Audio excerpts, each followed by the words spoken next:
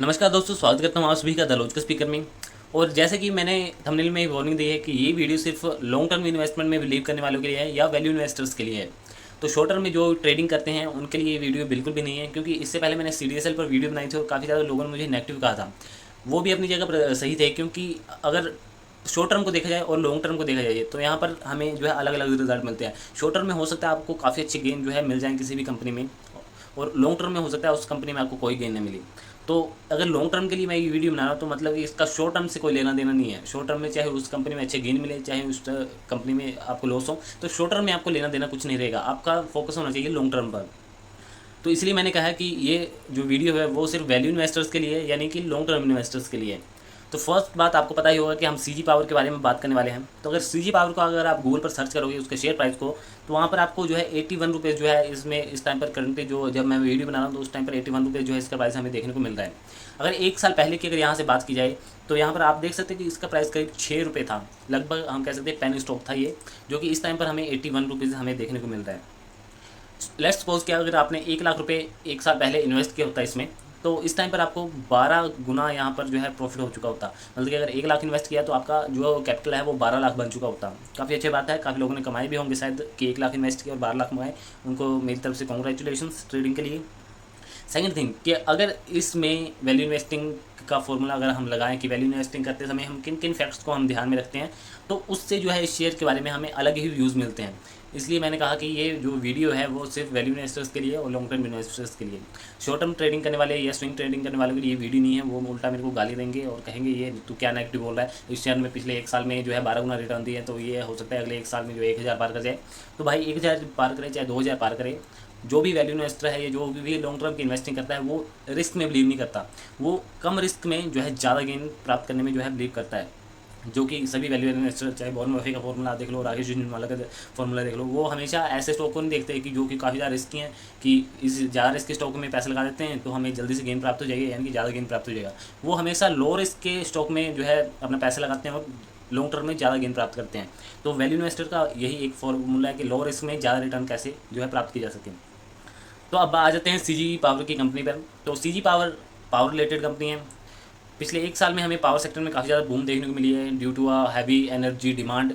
जैसे कि हमें सारी शेयरों में देखने को मिली है। टाटा पावर की बात की जाए, अडानी पावर की बात की जाए, अडानी पावर में अभी थोड़े दिनों से हमें गिरावट भी देखने को मिल रही है। तो इस टाइम का अगर बेस्ट शेयर की बात की तो यहाँ पर टाटा पावर हमें हमें एक अच्छा वैल्यू इन्वेस्टिंग के जरिए से हमें टाटा पावर जो है एक अच्छा शेयर हमें देखने को मिल रहा है, जो कि एक कंसिस्टेंटली रेट पर जो है ग्रो कर रहा है। जिसका मतलब कि जो कंपनी की एक्चुअल वैल्यू है उसके आसपास ही जो है उसके हम कह सकते हैं कि पैरेलल में ही वो ग्रो कर रहा है, जो कि अच्छी बात है। ऐसे ही वैल्यू इन्वेस्टर्स जो है स्टॉक को पिक करते हैं। सेकंड बात करते हैं CG पावर की।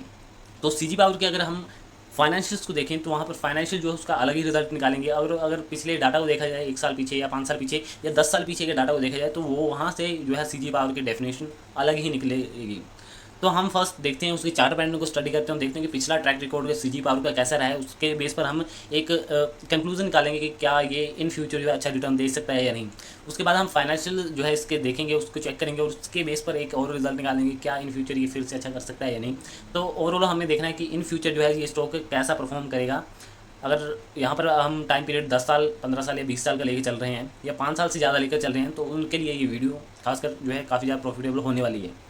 तो स्टार्ट करते हैं इस वीडियो को। उससे पहले जरूर कहना चाहूँगा कि अभी तक चैनल को सब्सक्राइब नहीं किया तो जरूर सब्सक्राइब कर लें, सामने बेल आइकन को प्रेस कर लें ताकि आने वाली वीडियोस की नोटिफिकेशन आपको मिलते रहे। तो चलिए स्टार्ट करते हैं इस वीडियो को।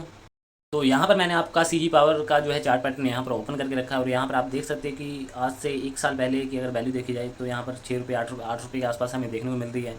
इस टाइम की वैल्यू करंट देखने को मिलेगी 81 रुपीज़। सिंपली 10 गुना से ज़्यादा का यहाँ पर हमें प्रॉफिट देखने को मिल रहा है।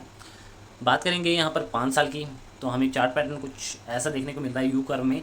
मतलब कि 2018 के बाद कंपनी एक में तेज़ गिरावट देखने को मिली और उसके बाद से एकदम से स्टीक जो है जंप देखने को मिल रही है।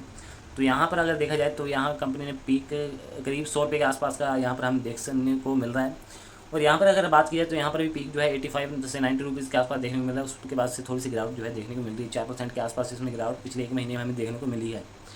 अब 5 साल के हॉरिजन को छोड़ते हैं और हम अब मैक्सिमम इसके चार्ट पैटर्न को देखते हैं। तो अगर हम यहाँ पर मैक्सिमम चार्ट पैटर्न देखते हैं तो यहाँ पर जो है हमें जो है पॉइंट्स पता लगते हैं कि 2007 के आसपास इस शेयर जो है वो काफ़ी ज़्यादा पीक पर था और उसके बाद से सडनली यहाँ पर गिरावट देखने को मिलती है। 2009 के आसपास ये ऑलमोस्ट अपने उस टाइम के लोअर वैल्यू पर हमें देखने को यहाँ पर मिल रहा है। यहाँ पर आप देख सकते हैं 2009 के आसपास यहाँ पर जो है लोअर वैल्यू देखने को मिली है। उसके ठीक 1 साल बाद या 1.5 साल का हमें पैटर्न देखें तो यहाँ पर हमें 300 रुपये के आसपास जो है ये शेयर देखने को मिला है, 300 रुपये से ज़्यादा ही देखने को मिलता है। उसके बाद से फिर से एक तेज़ गिरावट हमें देखने को मिल रही है और फिर 2014 के आसपास यहाँ से हमें एक तेज़ी देखने को मिलती है। करीब 1 साल तक हमें कंसोलिडेशन देखने को मिलता है और फिर से एक तेज़ गिरावट देखने को मिलती है। और 2018 के बाद से हमें ये एक पैनी शेयर बनता हुआ यहाँ पर नज़र आता है। 2020 की बात करें, कोविड-19 के पीरियड की बात की तो यहाँ पर पावर सेक्टर में बूम की वजह से, पावर सेक्टर में हैवी डिमांड की वजह से जैसे इंडस्ट्री में नए प्रोसेस स्टार्ट हुए, वहाँ से हम कह सकते हैं कि नया इंफ्रास्ट्रक्चर जो गवर्नमेंट तैयार करी है उसके लिए जो पावर सप्लाई की काफ़ी ज़्यादा जरूरत थी। तो यहाँ पर पावर सप्लाई में हमें डिमांड बढ़ती हुई नजर आई। लेकिन पावर सप्लाई में डिमांड उन्हीं कंपनी में बनती है जिनकी पहले से कोई रेपुटेशन है। ऐसे नहीं कि अगर पावर सप्लाई में डिमांड, अगर पावर सेक्टर में बढ़ी है तो सारी कंपनियों की में डिमांड में यहाँ पर इजाफा हो जाएगा, ऐसा नहीं होता। ऐसा उन्हीं कंपनी में होता है जो कि लीडिंग होती हैं, ठीक है। तो यहाँ पर सिर्फ पावर सेक्टर में जैसे ही बूम हमें देखने को मिला, इस शेयर में भी हमें बूम देखने को मिला और ये शेयर 6 रुपये मतलब कि 8 रुपये से जो है 80 रुपये तक जो है हमें 1 साल में ही पहुँचता हुआ नजर आया। जिन लोगों ने इस ट्रेडिंग में 1 साल की ट्रेडिंग में जो है इससे 10 गुना लाभ कमा लिया है, उनके मेरी तरफ से कॉन्ग्रेचुलेशन। अब बात करेंगे वैल्यू इन्वेस्टर्स की, तो यहाँ पर हमें 3 मेजर फेजेस यहाँ पर देखने को मिले हैं। 2007-9 की गिरावट और 2000 यहाँ पर हम कह सकें तो 2011-12 के आसपास की गिरावट। उसके बाद से फिर से एक हमें तेज़ी देखने को मिली। उसके बाद से 2016 के आसपास की गिरावट और उसके बाद 2018 के बाद की गिरावट और अभी की तेज़ी। तो यहाँ पर एक पैटर्न यहाँ पर हमें देखने को मिलता है कि सीजी पावर में शेयर जो है एकदम से पंप किए जाते हैं, फिर डंप किए जाते हैं, फिर पंप किए जाते हैं, फिर डंप किए जाते हैं, फिर पंप किए जाते हैं, फिर डंप किए जाते हैं, ठीक है। तो ये पिछले 20 साल का हम कह सकते हैं कि इसका रिकॉर्ड रहा है शेयर का कि पंपिंग और डंपिंग यहाँ पर हमें कंसिस्टेंटली जो है 3-4 साल में देखने को यहाँ पर मिली हुई है। अब लेट्स सपोज कि इस पॉइंट पर आप इन्वेस्ट करते हो तो यहाँ पर दो यहाँ पर जो है हमें फ्यूचर्स के देखने को मिलते हैं, या तो शेयर अप जाएगा या तो यहाँ से डाउन जाएगा, क्योंकि 50-50% चांस होते हैं शेयर अप जाने के या डाउन जाने के। क्योंकि जो बैटिंग करते हैं या स्पेकुलेट करते हैं, मार्केट को टाइम करना चाहते हैं, उनके पास बैटिंग के सिवा और कोई चारा नहीं होता, क्योंकि फाइनेंशियल उन्होंने देखे नहीं होते और पिछला चार्ट पैटर्न उनके समझ में आता नहीं है। तो यहाँ पर बैटिंग ही उनके पास एक उम्मीद रहती है। तो यहाँ पर जो बैटिंग करेंगे कि 80 रुपये से ये 800 रुपये जाएगा या 80 रुपये से 10 रुपये आएगा, तो जो यहाँ से 800 रुपये की उम्मीद लगाए बैठे हैं वो शेयर बाय कर लेंगे और जो यहाँ से नीचे आने की उम्मीद लगाए बैठे हैं वो शॉर्ट सेल कर लेंगे। अब दोनों अपने अपने तरीके से ठीक है, क्योंकि दोनों ट्रेडर हैं यहाँ पे। अब यहाँ पर बारी आती है वैल्यू इन्वेस्टर की। तो वैल्यू इन्वेस्टर इस शेयर के अगर पैटर्न को देखता है तो यहाँ से एक उम्मीद लगा सकता है कि ये शेयर यहाँ से जो है अगर नीचे चला गया तो उसको कैपिटल में एक भारी लॉस जो है देखने को मिल सकता है इन लॉन्ग टर्म की अगर बात की जाए तो। और यहाँ से अगर ऊपर चला गया तो उसके लिए शेयर नहीं है, क्योंकि वो कभी भी चार्ट पैटर्न को देखने के बाद उसकी फाइनेंशियल्स को जरूर जो है स्टडी करेगा। तो फाइनेंशियल्स के अगर फेल हो जाते हैं तो इसमें इन्वेस्ट करेगा ही नहीं। मैं वैल्यू इन्वेस्टर की बात कर रहा हूँ, तो इसमें इन्वेस्ट क्यों नहीं करेगा। चाहे ये शेयर एक दिन में 800 रुपये पहुँच जाए या 1 साल में 10,000 पहुँच जाए, वो इसमें इन्वेस्ट नहीं करेगा, क्योंकि यहाँ पर रिस्क काफ़ी ज़्यादा यहाँ पर बढ़ जाता है। और वैल्यू इन्वेस्टर की यही बात है कि उसको लो रिस्क में जो है लॉन्ग टर्म में काफ़ी ज़्यादा गेन चाहिए, तो वो ऐसे शेयर में इन्वेस्ट करेगा नहीं। इससे अच्छा कि वो टाटा पावर में इन्वेस्ट कर दे या रिलायंस का शेयर खरीद ले, या हम कह सकते हैं इन्फोसिस खरीद ले या टीसीएस खरीद ले। क्योंकि ये जितनी भी कंपनी है इन्होंने पास्ट में काफ़ी अच्छा रिकॉर्ड अपना जो है एक बनाया हुआ है कि कंसिस्टेंटली जो है ग्रोथ दी हुई है अपने इन्वेस्टर्स को या अपनी कंपनी को। साथ में अगर इनकी फाइनेंशियल्स देखे जाए तो वो भी काफ़ी ज़्यादा स्ट्रॉग है। रिलायंस के अगर फाइनेंशियल देखे जाओ तो उनके पास 7 लाख करोड़ से भी ज़्यादा का जो है रिजर्व उनके पास जो है पड़ा हुआ है। तो इतने बड़ा जिसके पास रिजर्व पड़ा हो उस कंपनी के फाइनेंशियल कितने ही स्ट्रॉन्ग होंगे, ये आप अंदाजा लगा सकते हो कि 7 लाख करोड़ के उनके पास रिजर्व इन कैश में पड़ा हुआ है। अब बात करते हैं इसके फाइनेंशियल्स की, तो चलते हैं इसके फाइनेंशियल्स पे। तो यहाँ पर अगर कंपनी के रेवेन्यू देखे जाए तो यहाँ पर आपको 2017 से लेकर 2021 तक का डाटा जो है देखने को मिलता है। रेवेन्यू की अगर पीक की बात करें तो 2018 में हमें जो है रेवेन्यू की पीक जो है 8,031 की देखने को यहाँ पर मिल रही है। उसके बाद हमें जो है 2019 में वहाँ से गिरता हुआ नजर आया है। 2020 में ये 5,109 करोड़ जो है पहुँच जाता है और फाइनली 2021 में ये 2,963 करोड़ का जो है रेवेन्यू जो है पहुँच जाता है। तो यहाँ पर आप देख सकते हो 2018 के बाद से कंसिस्टेंटली जो है यहाँ पर जो है गिरावट हमें देखने को मिल रही है। साथ में अगर आप बात करें शेयर की तो शेयर 2020 से हमें जो है काफ़ी ज़्यादा यहाँ से जंप करता हुआ नजर आ रहा है। तो शेयर यहाँ से जंप कर रहा है और यहाँ से रेवेन्यू की अगर देखा जाए तो वहाँ से जो है डिक्लाइन कर रहा है। फर्स्ट बात तो ये कि ये सिर्फ पंप ही किया हुआ है। पंप इसलिए किया हुआ है कि यहाँ पर पावर सेक्टर में जो ग्रोथ देखने को मिली है तो पावर सेक्टर का स्टॉक ये भी है, तो इसमें भी जो है हमें ग्रोथ देखने को मिली है। सिंपल सी बात है ये है। और अगर साथ में अगर नेट प्रॉफिट की यहाँ पर बात की जाए तो आप देख सकते हैं नेट प्रॉफिट कंपनी का नेगेटिव में 2020 में इसको कंपनी को 2,160 करोड़ का जो है लॉस हुआ था। 2021 की अगर बात की जाए तो 393 करोड़ का यहाँ पर लॉस हुआ था। तो कंपनी ने सिर्फ 2017 में 80 करोड़ का यहाँ पर जो है प्रॉफिट दिखाया। उसके बाद 2018, 19, 20, 21 में कंसिस्टेंटली जो है यहाँ पर लॉस दिखा रही हुई कंपनी है। तो फर्स्ट थिंग यहीं पर हम इस कंपनी को मना कर देते हैं, क्योंकि नेट प्रॉफिट जो है नेट लॉस जो है काफ़ी ज़्यादा यहाँ पर हमें देखने को मिल रहे हैं। साथ में अर्निंग पर शेयर की अगर बात कर ली जाए यहाँ पे, तो अर्निंग पर शेयर आप देख सकते हो, अर्निंग पर शेयर 2020 में थे -34.45 और 2021 में -4.36। तो यहाँ पर earning per share obviously negative में होगा भाई। लेकिन यहाँ पर अगर देखने वाली बात है 2017 में भी यहाँ पर अर्निंग पर शेयर की अगर बात की जाए तो -7.83 का जो है हमें देखने को मिल रहा है। तो अर्निंग पर शेयर कम्प्लीटली 5 साल से एकदम से बैनिश्ड है, क्योंकि कंपनी लॉस में है। तो अगर बुक वैल्यू की अगर बात की जाए तो बुक वैल्यू यहाँ पर देख सकते हो 0.38 बुक वैल्यू है, मतलब कि 0.38 रुपीज़ के लिए, मतलब कि 38 पैसे के लिए आप इस टाइम पर 80 रुपये पे कर रहे हो, ठीक है। बुक वैल्यू की बात की जा रही है यहाँ पर। बुक वैल्यू कहाँ से आती है? एसेट्स से। कंपनी के पास कितने एसेट्स हैं उसको डिवाइड किया जाता है, फिर जो है बुक वैल्यू हमें जो है दिखती है। रिटर्न ऑन इक्विटी की अगर बात की जाए तो इक्विटी पर जो है -776 का जो है रिटर्न दिया है। रिटर्न ऑन इक्विटी कहाँ से आता है? जो बैलेंस शीट में इक्विटी सेगमेंट होता है वहाँ पर से जो है यहाँ पर का कैलकुलेट किया जाता है पर शेयर।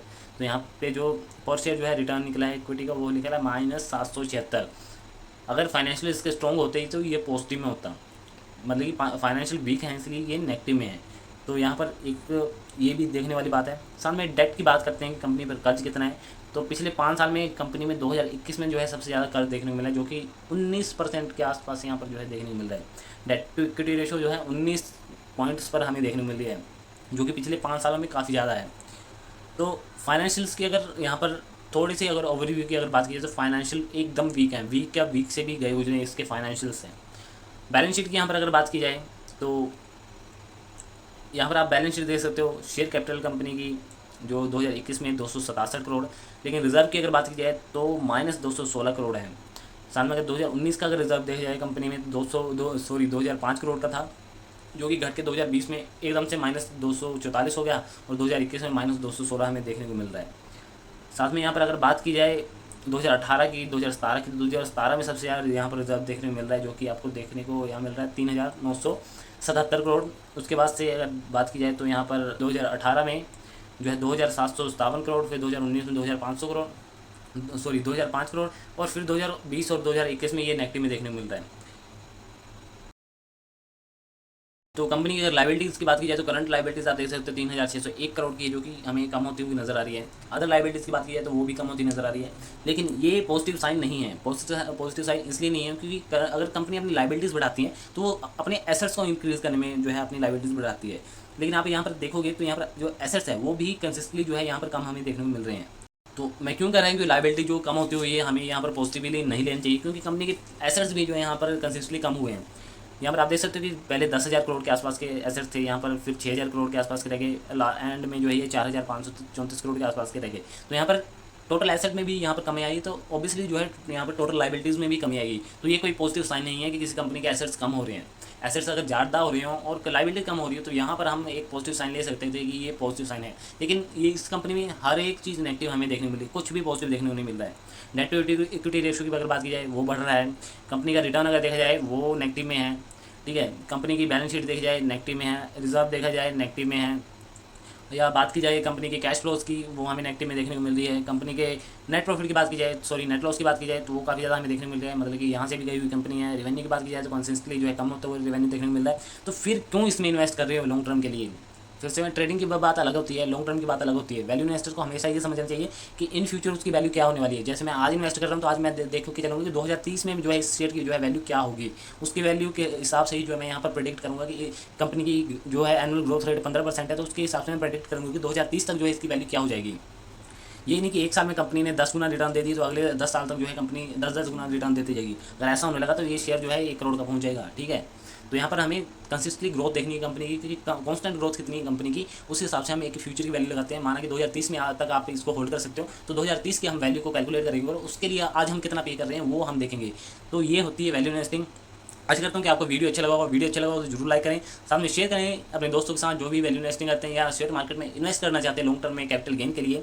तो अगर वो सीजी पावर में फंसे हुए हैं तो जल्दी वहाँ से निकल जाएं, और अगर लॉन्ग टर्म के लिए इन्वेस्ट करें तो कोई अच्छी कंपनी चूज़ करें। मार्केट में अच्छी कंपनी काफ़ी ज़्यादा है। अगर पावर सेक्टर में ही अब आपको इन्वेस्ट करना है तो पावर सेक्टर में काफ़ी ज़्यादा यहाँ पर हमें कंपनी अच्छी देखने को मिलती हैं। सामने अगर हिंट भी दूँ तो टाटा पावर आप देख सकते हो, उसकी ग्रोथ देख सकते हो, ठीक है, कंपनी ने अच्छा ग्रोथ दिया है, साथ में वो नए नए टेक्नोलॉजी पर काम कर रही है, रिन्यूएबल एनर्जी सोर्सेज पर काम कर रही है, पावर चार्जिंग स्टेशन पर काम कर रही है। तो हम इसकी फ्यूचर ग्रोथ का पता लगा सकते हैं, उसको कैलकुलेट कर सकते हैं, उसके हिसाब से आज उसकी वैल्यू निकाल के उसमें इन्वेस्ट कर सकते हैं, ताकि आप हमको फ्यूचर में वो वैल्यू जो है हमें मिल जाए कैपिटल गेन के साथ। तो फिर से एक बार कहना चाहूँगा, अभी तक चैनल को सब्सक्राइब नहीं किया तो जरूर सब्सक्राइब कर लें, साथ में बेल आइकन को प्रेस कर लें, ताकि आने वाली वीडियोज़ को नोटिफिकेशन आपको मिलते रहें। और प्लीज़ कोई हेट कमेंट ना करें, ठीक है, क्योंकि पिछली बार भी मैंने लॉन्ग टर्म में इन्वेस्टिंग के लिए वीडियो बनाई थी, उसमें कंपनी ने कहा सॉरी लोगों मुझे कह रहे थे कि तू नेगेटिविटी फैला रहा है। तो भाई मैंने ट्रेडिंग के लिए वो वीडियो नहीं बनाई थी, मैंने लॉन्ग टर्म के लिए वीडियो बनाई थी। अगर ट्रेडिंग के लिए मैंने 3 महीने 4 महीने की वीडियो बनानी होती तो मैं जरूर कहता कि शेयर काफ़ी अच्छा और ले लो, क्योंकि इसमें जो है प्राइस काफ़ी ज़्यादा अप डाउन हमें देखने को मिलता है। तो मिलते हैं नेक्स्ट किसी वीडियो में, तब तक के लिए धन्यवाद।